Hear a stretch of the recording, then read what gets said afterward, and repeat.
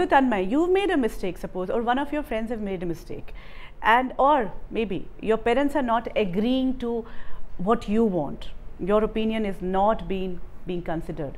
Then what is our reaction?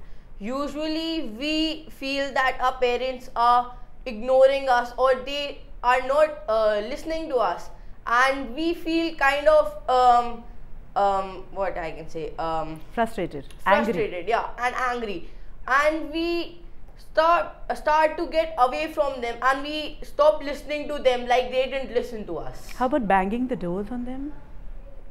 Many of us do. We have done it in our childhood many a times. You're still a child. Yeah, I also have done it many a times. But why banging the door on them? Do they look like a soft, target? No, this is because all our anger gets on that door, and when we bang it, we know they will feel bad at that time, and we want that to happen because we are angry at that time, and when we bang, we know they also get angry, and they also get frustrated, and they know what we feel like. Oh my God. So it's like they want parents to understand what they are feeling, the frustration. But Tulika, I would like to know what the parent goes through. I guess it's totally devastating. It's very, very devastating, and a parent definitely must feel that, okay, after doing everything for them, how come they're not understanding? I can tell you, this friend of mine had got a split AC for her daughter's room, and there was a pact that, okay, we want that. How old is the daughter? She's around 10, okay. Preteen, she's just 10. And the split AC did not fit in her room. So they had to make a compromise, they had to shift the window AC from the other room, and the daughter just would not have it. She, as you said, she just banged the washroom door and sat there for crying for a good half an hour, and there was nothing these parents could do about it. And this friend of mine was like, I did not know how to make her come out. How did the parent feel? I think she was a little scared, and she was of course feeling let down, and she was feeling a little guilty that after promising something to her, she was unable to do it, and she had no clue how to sort this out. Yeah, even if these incidences happen, the relationship still remains good. In most of the cases it doesn't. Many a times children keeps on remembering the things that happened, and they pile up the things, and whenever something happens like again, so they remember that, and they feel more angry and anxious to have a fight with their parents. Yeah, the same thing will get repeated because they expect that again the parent is going to react like this. Even the parents, after these fights, actually somewhere the parent also feels that the child is going to react this way only. Do we give second chances after the mistakes? Mostly not. I guess it's a very human reaction to feel that your child is going to be the perfect and the best human being ever, and when they react in a way which is alien to you, then your reaction even the second time or the third time is again, oh my God, what did I do wrong?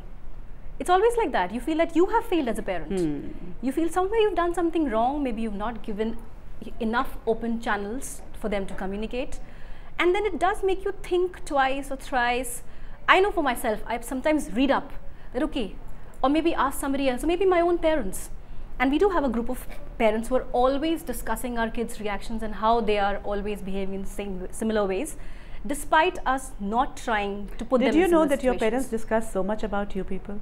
They're so concerned about you. We think they are only being cranky, and they are being angry with us. Whatever we do, they are always there, and they're always creating obstacles. Yeah. They don't want us to do this, they don't want us to do this.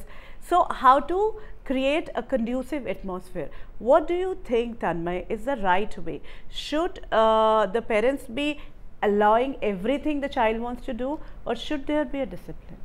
There should be a discipline for sure, but some things should be allowed for a child to do.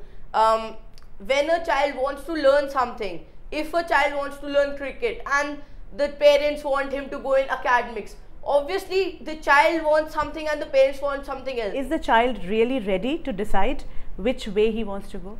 I think today's kids, maybe from the age of 2 or 3, they're actually very ready to decide where they want to go. It's only the parents, if they are not ready to accept that, okay, my child is an independent person, they can think the way they want to. Most parents are not ready to accept, even when they are teens, even when they are 15, 16, 17, they want to take up a stream, or as he said, that maybe they want to take up cricket. A parent is always wanting to create a shield, and the child is feeling like a free bird. And that is why he feels confined. Yes. Yes, why am I being stopped? But then both the roles are defined. See, the parent role is there to create a shield. Of course, he has to do that because you called for it. You know, the spiritual significance says that the soul decides which parents to, choose.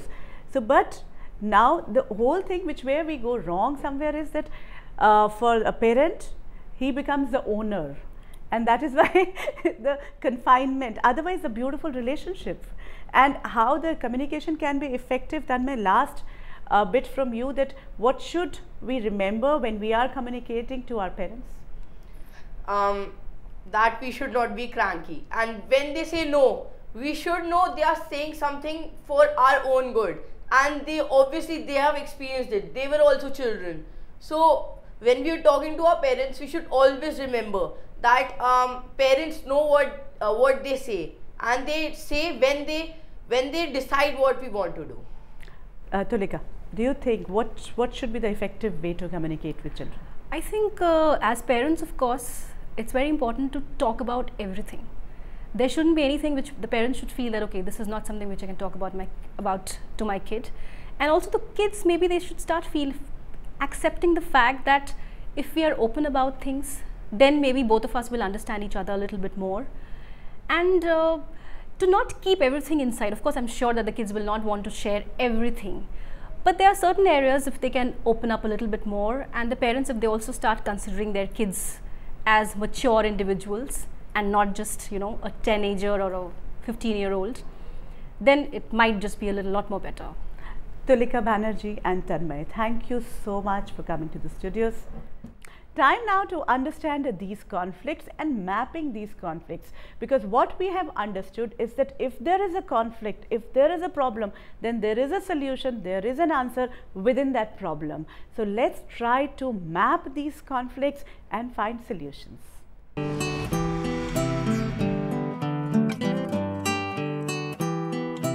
Communicating with your child does not mean knowing everything about your child. Communication is a two-way process. We usually don't let children say anything, but we tell them what we think or want. Children don't share with parents due to fear of rejection. By rejecting or ignoring children's suggestions, ideas or incidences, parents close the channels of communication. Child's aggressive behavior is a result of suffocation and fear.